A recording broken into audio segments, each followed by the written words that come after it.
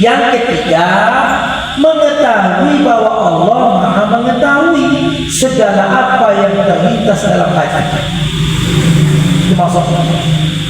Maka kosongkanlah daripada segala pekerjaan dunia. Itulah sebagian orang masih memikirkan kerja dunia. Memang tidak semudah kita ucapkan. Asal usul ditinggalkan, boleh dipanggil dulu. Allahu Akbar. Kalau secara teks artinya Allah Maha Besar. Apa maksudnya itu? Kalau disebut Allah Maha Besar, pekerjaan kecil, usaha itu kecil, kekayaan kita punya itu kecil, jabatan kecil, diri kita pun kecil. Karena yang kuasa itu hanya Allah. Kesempurnaan wudhu seseorang 3 perkara. Ini persiapan sebelumnya, Pak. Benarkah wudhu kita sudah sempurna? Kita periksa sebelum kita sholat. Kenapa mau disempurnakan? Ada 2 syaitan ataupun jin mengganggu orang yang wudhu dan orang yang sholat. 2 jin ini pun bercerita, begitu sholat dan wudhu sudah terlaksana, ada mereka berdua sibuk mengganggu yang wudhu beribadah, juga mengganggu pada saat sholat. Kata jin yang pertama, kugoda ya, diganggu dalam sholat tadi wudhu, kugoda tak mampat kau sekarang dalam sholat kugoda. Ada jin satu lagi atau syaitan, dia tidak menggoda orang sholat. Diam aja. Kalau bahasa kita Pak nego sebentar. Ini kamu tidak melaksanakan tugas. Kulaporkan kamu sama bos kita.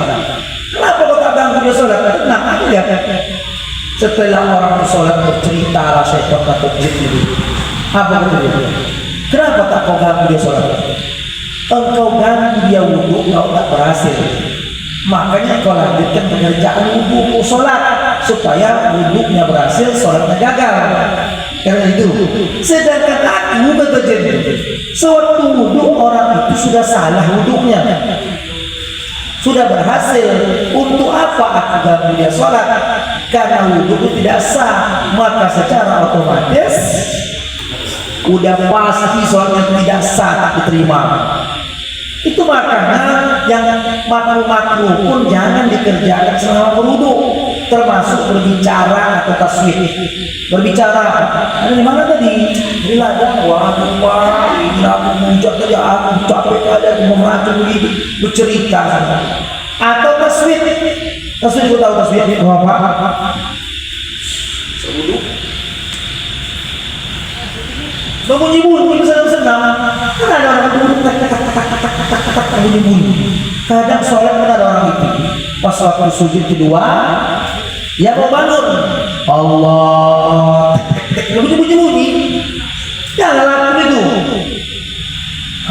Itu larangan, makruh Pak. Tak baik dilakukan. Ada orang. Ini dikerjakan sekali Allah Subhanahu wa taala. Kalau nak senang sebelum sholat berlatih, nanti baru pemanasan dalam sholat.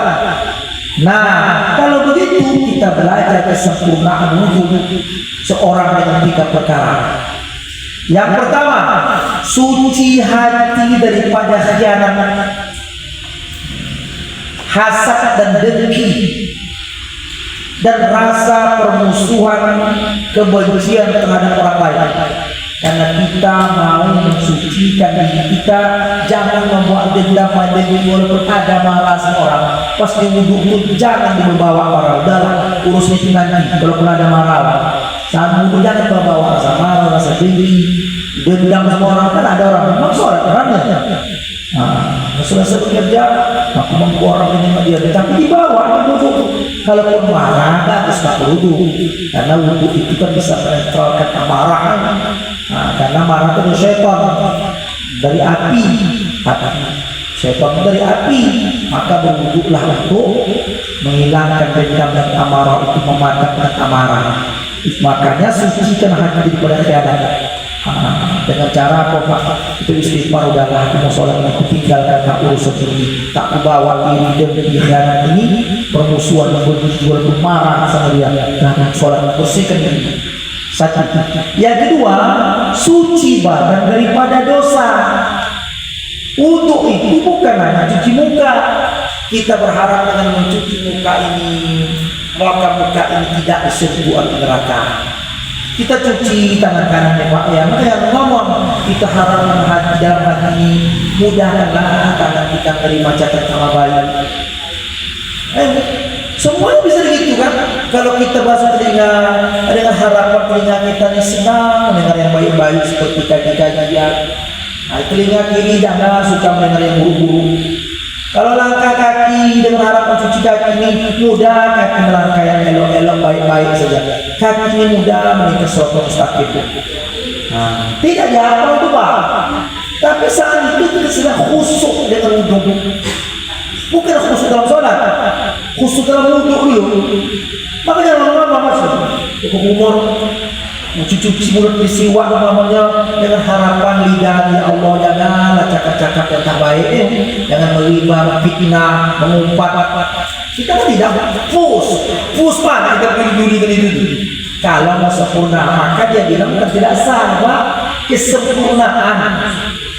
Untuk kita tak salah, tak begitu. Tapi kita ingin sempurna. Kenapa? Setiap anggota tubuh yang dicuci itu adalah anggota tubuh yang disucikan dari dosa-dosa, bukan hanya sekedar air yang disiram, tapi pengampun dosa. Yang kedua, bukan hanya sekedar anggota wudhu. Anggota wudhu kita cuci itu Pak suatu saat jadi jalan tempat keluarnya ruh. Coba kotor, dicucilah mulut, tapi dari mulut keluar wudhu nanti. Nah itu udah berwudhu kita cuci. Wah. Entah dari telinga kita cuci maksudnya. Entah dari telinga apa yang sakit dahsyat kalau tuh mau, hingga pecah dengan telinga. Entah dari hidung meleleh dan keluar saking sakitnya. Itulah makanya yang dicuci dari ujung rambut ke ujung kaki, walaupun tidak mandi, tapi wudhu cukuplah untuk mensucikan itu, untuk hadas kecil. Ini tak baik mandi jam 8, jam maghrib sampai jam 12, dan mau mandi jam 1, jam 2 malam bagus, jam 3 malam bagus lagi Pak. Nah ini, jadi dengan wudhu cukup menyempurnakan itu. Kenapa? Karena sudah dibasuh tangan, mulut, mewakili kepala melengkap muka, hidung, telinga, tengkuk, ya Pak, lengkap mewakili anggota badan tangan kiri kanan, kaki tidak cukup itu, macam mandi untuk mensucikan kecil.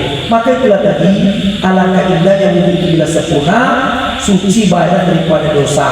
Yang ketiga, sempurna basuhan anggota wudhu.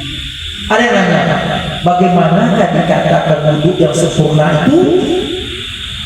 Kita jawab, apabila lengkap syarat, sunat, rukun, dan paham sah batal. Jika ada orang berwudhu melaksanakan rukun saja sah, hanya 6 saja. Apa? Tuntun Al-Quran. Ya ayyuhalladzina amanu idza qumtum ilal salati faghsilu wujuhakum wa aydiyakum ilal marafiq wamsahu bi ru'usikum wa arjulakum ilal ka'bayn. Wahai orang-orang yang beriman, apabila engkau hendak sholat, faghsilu wujuhakum, basuhlah wajah kamu. Langsung Allah yang menyuruh cuci wajah. Berdasarkan Quran, di Quran wudhu pertama cuci muka. Wa aydiyakum ilal marafiq, tangan hingga siku, bukan siku hingga tangan. Wa aydiyakum ilal wamsahu bi ru'usikum, musab ubun-ubun kamu. Wa arjulakum ilal ka'bayn, kaki hingga mata kaki. Di Quran cuma nampak aja. Muka, tangan hingga siku, ubun-ubun, kaki. Itu wajib itu. Tapi berdasarkan hadis selain yang keempat, innamal a'malu binniyat. Maka yang pertamanya niat. Udah niat basuh muka, tangan hingga situ, ubun-ubun, kaki tertib. 6 itu saja dikerjakan, cukuplah wudhunya. Karena itu rukun. Selesai Pak. Gimana tahu cocok apa air sedikit tinggal dan cocok. Alam itu istilah bahasa guru kita dulu 4 basah 2 kering. Yuk, udahlah air sedikit Pak, tak cukup kita beramai ini. Udahlah lakukan aja rukunnya saja kata dia. 2 kering 4 basah. Yang kering 1 sama 6. Niat dan tertib. Yang basah itu tadi muka, tangan yang siku, ubun-ubun, kaki. Nah, sekarang dia bilang sempurnakan basuh anggota wudhu. Maksudnya lengkaplah rukun dan sunatnya. Sempurna lagi apa yang sunatnya dibuat, rukun sudah pasti. Jangan tinggalkan 3 kali itu sunat. Sekali sah ya, sekali kita nggak sah. Tapi biar sempurna lakukan 3 kali. Nah, itu maksudnya. Pakai basuh telinga, pakai baca bismillah. Itu siap sholat, setiap wudhu nanti baca doa. Tak tanpa doa apa kalau sah? Saja tanpa niat tak sah, karena dirukun. Maka intinya sempurna basuh anggota wudhu apabila lengkap rukun dan sunat.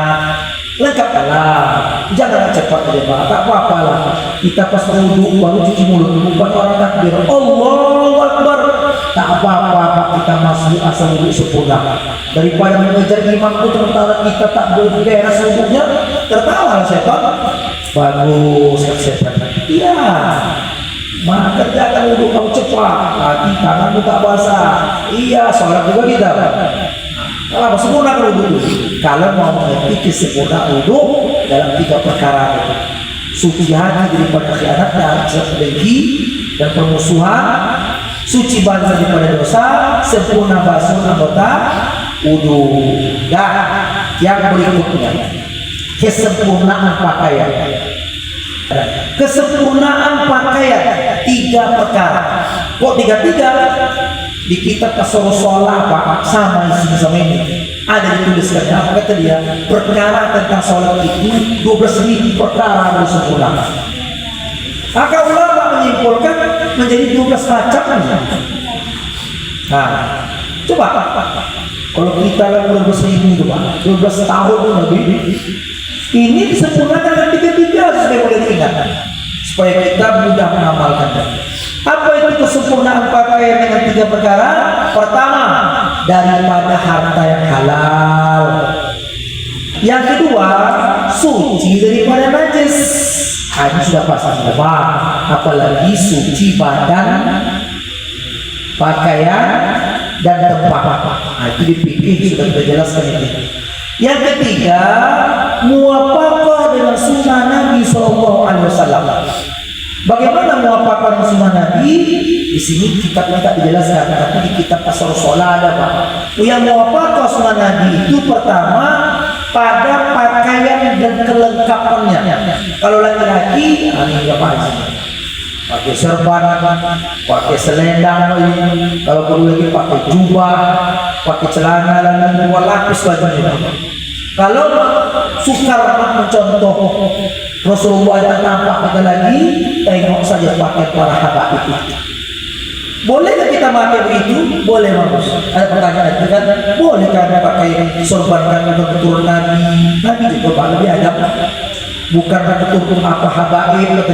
Itu pakai sunnah malaikat memakai sorban. Tidak di masjid, di rumah kita. Jika itu belum bisa Pak, kurang sedikit pakai jubah. Kalau malam di sini Pak, hari Jumat Pak. Nah, ibu udah saya balas jelaskan yang ini. Boleh jubah. Awak sorban belum bisa, jubah ada panjang. Kalau sekedar lagi latihan, tempat baju seperti kurta, pas paha dulu. Kalau bapak isuk naik sedikit lewat lutut, isuk naik lagi dekat betis, nanti dibeli lagi sampai ke jadi bawa ke kaki. Lama-lama biasalah. Kalau tidak sekarang, kapan lagi? Kalau tak kita Pak, siapa lagi pakai? Maksud saya bukan menuntut kita paling alim, kita khotib, kita ustazah, paling warak pada pakaian. Kita pantas sekarang kalau sholat itu di rumah kita mungkin lah walaupun sama baju kaos oblong, tapi kau minimal setidak-tidaknya ya sholat Jumat, sholat subuh. Cuma kenapa orang malas pakai? Ada orang tukang selorong, karena kita tak tahan.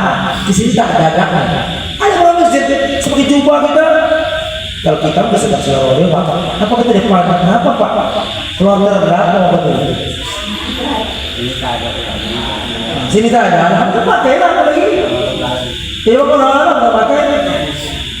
Keluarga berapa? Ada juga yang nanya aku Pak. Pandangnya lama-lama. Kenapa Pak? Pak Haji gitu ya. Jangan lupa ya sama tuh ya gitu. Dia bilang itulah gitu. Nah, sebentar sedikit yang itu Pak, lama-lama hilang gitu. Dan diiringi pula jangan dipakai dengan kemegahan di kita sholat. Maksudnya kita buat begitu bukan untuk menunjuk kita paling hebat, tidak riak, tapi syiar. Dengan pakai begitu mudah-mudahan orang tertarik dengan begitu. Orang tuh mau pakai serba jubah, pakai baju tidak ada. Jadi ibu pun tak usah jelaskan lagi. Indonesia termasuk pakaian wanita terbaik dalam masalah pakaian sholat ini. Dulu tak ada apa. Bagaimana seharusnya potong mukena yang benar? Indonesia dipuji Arab Saudi. Dilihat jemaah Indonesia ini pakai mukena, kainnya panjang, tangannya tak nampak yang itu Bu, cuma telapak tangan. Entah siapa yang mendesain pakai itu, saya belum dapat saja. Siapa mendesain pakai itu mukena adik bapak ibu-ibu yang pakai itu untuk Asia itu kan?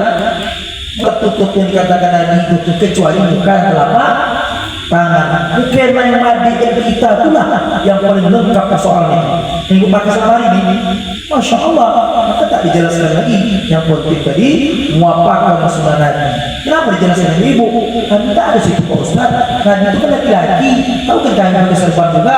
Contoh istri Nabi mengajarkannya untuk dilapatkan wanita. Ini dia. Dan kesempurnaan memelihara waktu 3 perkara. Sudah kita bilang ya Pak, wudhunya, berdirinya, pakaiannya. Mari kita kesempurnakan memelihara waktu dengan 3 perkara. Pertama, kedua mata melihat tanda masuk waktu seperti jam matahari, bintang dan lainnya. Zaman kita apakah itu masih perlu? Tidak lagi, tidak susah lagi. Matahari pukul ini maghrib apakah asar? Tidak susah lagi sebab sudah punya jam. Selain jam sudah tentukan waktu sesuai dengan waktu yang ada perjalanan matahari asar maghrib atau isyanya atau itu pun zuhurnya. Yang dulu memang matahari Pak, kalau condong masih tinggi gitu dia kan ada itu. Dicondong begini udah zuhur, condong buat begini udah maghrib, sopak merahnya masih ada masih maghrib. Kalau hilang sopak merah hilang maghrib. Zaman kita nih tak perlu lagi mendongak-dongak ke langit ini. Ditambah masuk kedua, memasang kedua telinga untuk mendengar lawangan azan. Udah masuk waktu dah. Dengar, karena lama kita dengar di bawah angin, baru kita dengar. Hayya 'alas shalah.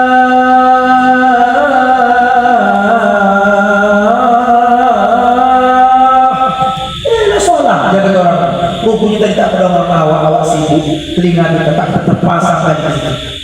Assalatu wassalamu alaik. Ini musik sini kita tahu kita. Nah, makanya azan pasti dia jaga. Yang ketiga, hati mengingati serta berazam memelihara akan waktu sembahyang. Jika hari ini berapa waktu Pak, ya Allah sampaikan aku pada waktu asar. Kalau masih dengar asar lagi, berbahagialah, berarti kita masih hidup. Ya, kan ada orang maghrib sholat, tak berapa lama azan isya, apa cuti dia? Kok udah azan, cepat aja pulang. Kok cepat kali, kok kita yang susah isya masuk. Orang itu nggak terasa, kok cepat kali dapatkan waktu. Kalau tak belum sampai, bukan waktu yang cepat, kita yang terlalai. Kata orang merasa cepat lewat ini, perasaan kita Pak, dekat 24 jam itu. Coba kita biasakan bangun dari tahajud, dari subuh. Itu jadwal kita atur pekerjaan siang, zuhur atau berhenti, jam sekian zuhur, jam sekian istirahat, jam sekian kegiatan ini. Lama terasa. Oleh karena dia lalai, sholat tidak, apapun tidak, habis sia-sia waktu. Coba tanya anak-anak, WiFi 1 jam. Sebentar aja rasanya. Ya, cepat, cepat kali. Orang berutang 1 bulan, cepat aja. Orang penjara setahun, wah 10 tahun kapan? Orang berbuka nanti berbuka 5 menit. Lama, umur kita habis 40 tahun baru dirasakan mudah merasa. Itulah perasaan. Nah, kesempurnaan menghadap kiblat dengan 3 perkara. Dari awal ini kita buka sekitar. Ini kiblat pula sudah kita tentukan kesempurnaan waktu kiblat. Yang tadi dada menghadap kiblat, hati menghadap Allah, anggota khusyuk tawaduk menghindari kepada Allah. Yang dari awal tadi kiblat matanya, kiblat dadanya, kiblat hati. Yang tadi yang agak sulit sedikit tadi, itulah Allah hati tadi. Tapi yang timbul Pak level kita ni, kalau kiblat dada tarik ke Allah, hilang dibawa kemana-mana pikiran.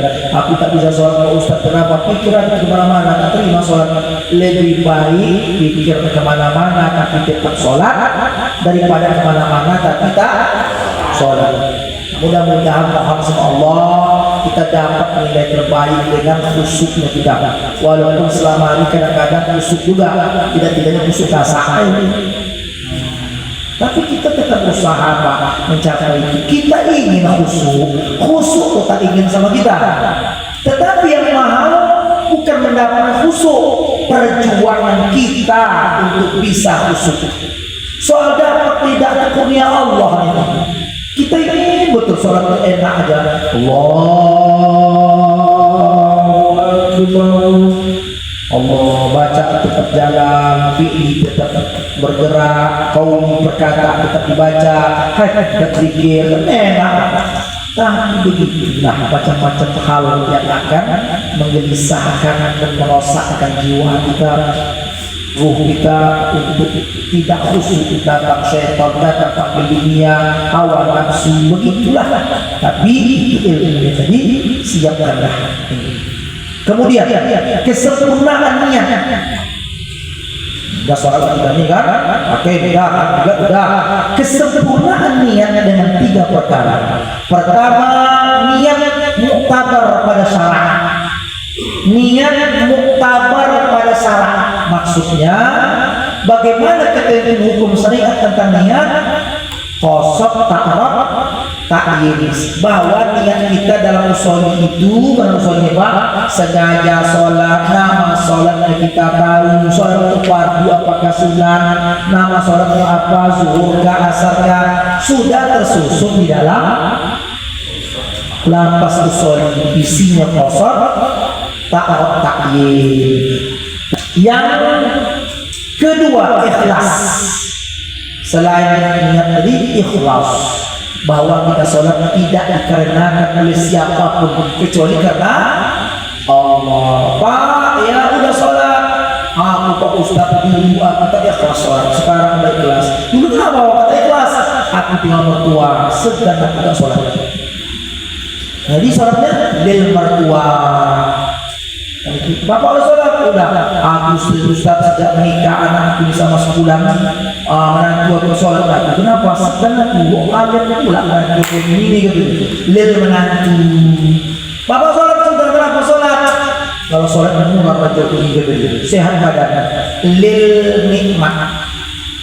Boleh itu, belum ikhlas. Tapi bila dibanding sama orang tak sholat, sebagai motivasi beribadah, iyalah daripada kita bangun. Tapi lama-lama kita kaji Pak, tidak itu lagi. Ikhlas itu udah menjadi amal kita. kita mau rezeki, mau tidak, mau sakit, mau sehat, sholat itu udah kewajiban kita, panggilan jiwa, dia tunaikan. Tapi level-level yang mau diajak tadi tak apa-apa aja deh. Ini pahalanya begini, tak apa-apa. Nah, ada ya. Yang ketiga, membesarkan dan mengagungkan Allah selama sholat. Dari berdiri kita jangan merasa kita yang hebat, kita yang gagah, kita yang kuat, kita yang paling sehatnya. Tapi la haula wala. Nah, itulah maka itu sholat astagfirullahaladzim. Ya Pak, astagfirullahaladzim. Serahkan kepada Allah. Kalau ada gangguan setan yang mesti kita baca qul a'udzu birabbin nas, malikin nas. Persiapannya sampailah selesai silakan. La haula wala quwwata illa billah. Tak ada daya lepas tolong ya Allah. Masuk tolonglah aku salat sholat kita. Usulnya sedap Pak kalau siap. Buatlah lagi walaupun datang pengacau nanti, tapi langkah-langkahnya sudah kita jalankan. Dan berikutnya kesempurnaan takbiratul ihram dengan 3 perkara. Kalau lain masuk usul ini kan, Allahu Akbar. Itu kan takbiratul ihram itu. Ada lagi namanya takbir intiqal. Dan kita bahas dulu. Takbir intiqal banyak. Takbiratul ihram cuma satu yang wajib satu. Ada kesempurnaannya. Pertama, takbir yang sah lagi jazah. Yang tadi isinya kosong ta'in Allahu Akbar dari rukun 8 itulah kita pasang niat Allah dalamnya. Aku niat sengaja aku sholat kalau zuhur ke asar lillahi ta'ala Allah dan Allahu Akbar. Habislah, yakinlah kita bahwa itu sholat udah memang tahu kita sengaja nama sholatnya ini padu tak ragu. Dan yang kedua, mengangkat 2 tangan berbenturan 2 telinga. Mengangkat 2 tangan berbenturan telinga boleh begini atau berbenturan dengan dada. Kebanyakan ibu bapak pakai yang mana? Nah, kalau ibu-ibu tahu saya banyak pakai di dada ini ya Allah. Ada juga yang Allah. Dua-duanya bisa. Nah, kalau ibu-ibu bisa ngambil bapak kan dia padahal tak ada bedanya. Itu pak laki-laki dan perempuan ya dua-duanya boleh pakai mengangkat tangan saat takbir. Yang ketiga, hati hadir dengan Allah serta ta'zim. Allah kata mulut hati pun nyambut betul dalam wahdat. Ada Allah sendiri yang bersama ada apa Allah. Udah jangan mana-mana lagi. Hanya Allah sajalah yang ta'zim, yang maha agung. Hadirkanlah hati begitu. Walaupun saat sih hujan juga jadilah. Setelah itu datang pengacau, datang serangannya Bapak. Imam Ghazali dapat itu ingat pada saat takbir saja ta'zim keagungan Allah. Allah kata hatinya Allah. Tak ada yang Allahu Akbar. Udah mantap benar. Kesempurnaan anggota ketika qiyam bersembahyang yang 3 perkara. Apa maksudnya kesempurnaan anggota ketika qiyam? Qiyam itu berdiri. Baca tulisan kesempurnaan berdiri. Bahasa kita kesempurnaan anggota ketika qiyam bersembahyang dengan 3 perkara. Waktu kita berdiri itu tegak berdiri betul. Nah, Pak. Yang pertama, balik cerita tadi balik. Mata memandang tempat sujud. Pas berdiri itu hati berhadap kepada Allah Ta'ala. Yang tadi Pak, bahwa kita rasa Allah tahu wajib kita sehingga kita tak berani diri kanan diri kiri, tak sempat tak baca pakaian orang. Tengok wadimor sarung gajah, tak ada kita berdiri gitu. Astagfirullahaladzim. Sampai nengok orang cantiknya, mukanya dia pula mana bunganya banyak, gila pula kata kita. Tak ada kesimpulan karena mata mana tempat sujud waktu berdiri. Kemudian hati berhadap kepada Allah. Yang ketiga, badan tidak berpaling kanan dan kiri. Kalau diikat tahu sholat atau miftahul jannah atau fikih sholat, ada sarang berdiri, tidak condong kanan, tidak condong kiri, tidak condong depan, tidak condong belakang. Nah, itulah maksudnya. Jangan boleh lepas. Udah usul ini, termasuk waktu i'tidal, karena posisi kita kembali berdiri. Sami Allahu liman hamidah. Luruskan dulu Pak. Sudah lurus baru bilang Rabbana lakal hamd. Nanti kalau ada orang bilang begini jangan salahkan. Rabbana walakal hamdu. Boleh, ada riwayatnya. Ada pula Sami Allahu liman hamidah. Allahumma Rabbana lakal hamdu. Jangan bilang berarti sesat. Ada dalam keterangannya di sini. Boleh, tapi satu ini lagi milih pendeknya bu. Sami Allahu liman hamidah.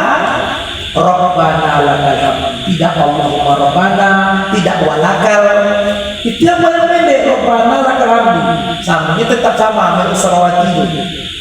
Nah, itulah maksudnya. Tidak contohkan mungkin. Pas dulu kan ada orang Allah. Boleh sempurna berdirinya. Allah dari sujud terbangun. Allahu Akbar.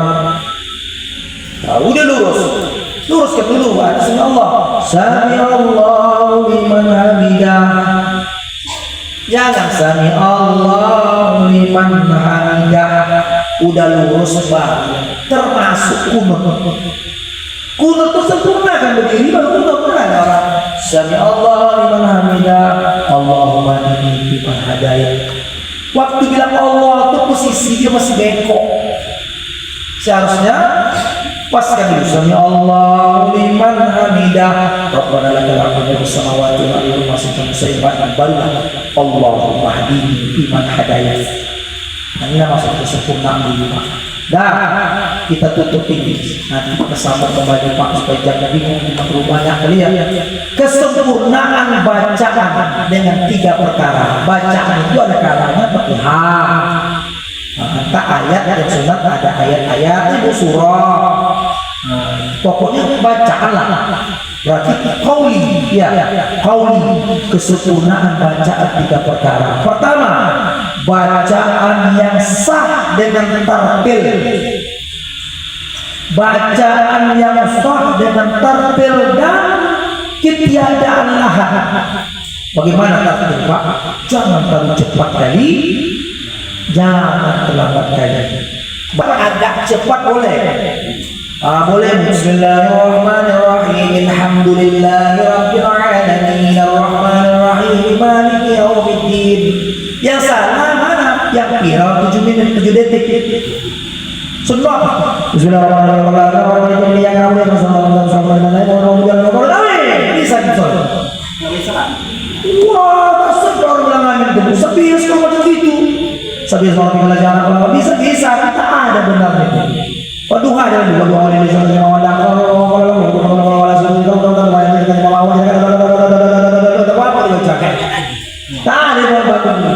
walaupun tak bisa agak lama pendek enak yang penting benar inna aqinakal kautsar kesoalnya Rabbika tahar inna syani'aka wal abtar. Maka baca yang sah dengan tartil, tidak terlambat, itu cepat. Yang kedua, membaca dengan berpikir, memperhatikan makna, maksudnya paham yang kita baca walaupun tak apa artinya. Contohnya salah jauh-jauh tadi kita kaji yang Robi Firdi kemarin Pak udah apa? Udah lihat soal lengkap, udah hafal itu dari artinya. Apa artinya? Robi Firdi tak jadi kita itu buku soal lengkap. Ya Tuhan ku ampuni aku, ya Bu, warhamni. Apa tuh?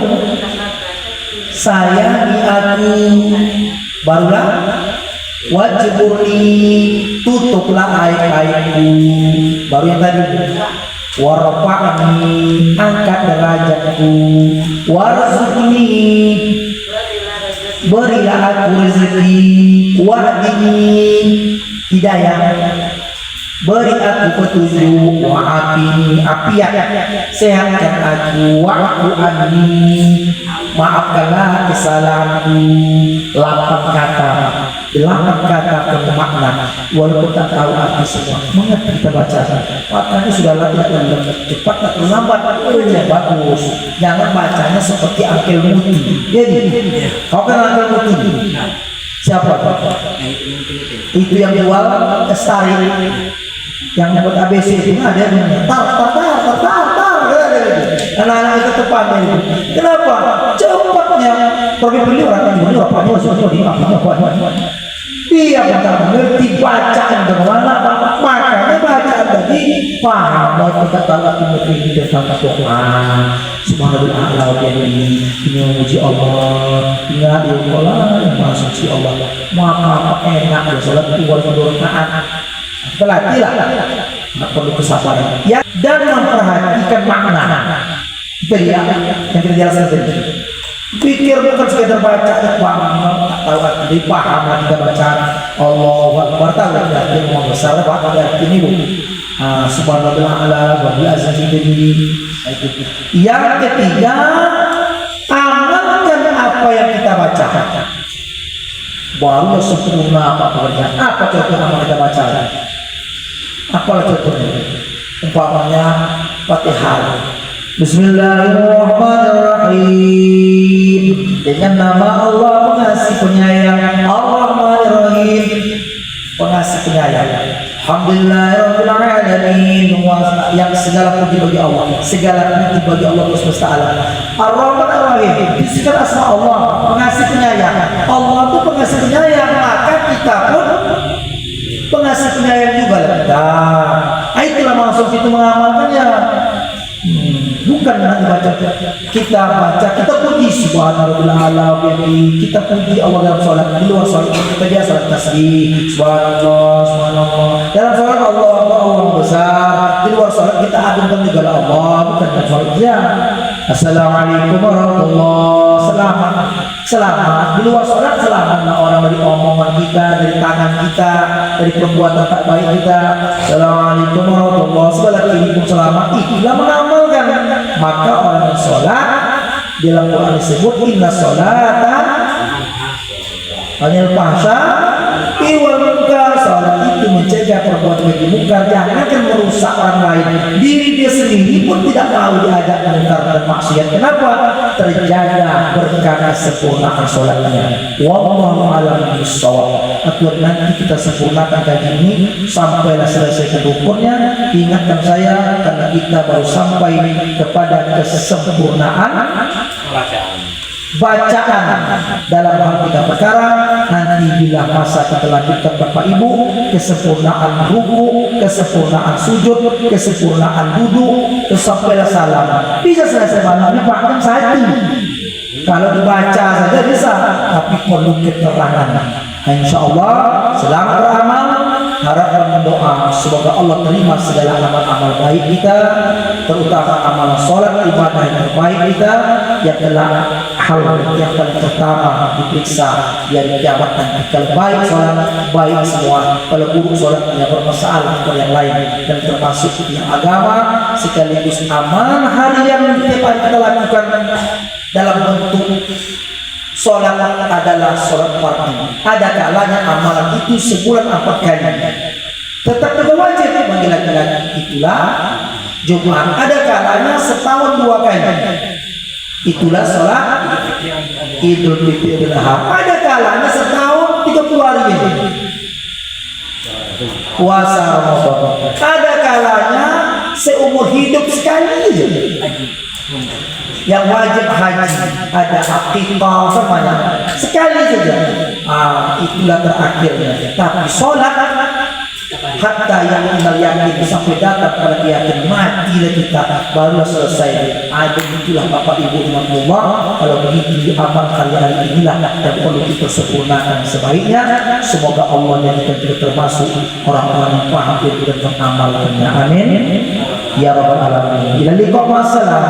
Billahi taufiq hidayah. Wassalamualaikum warahmatullahi wabarakatuh.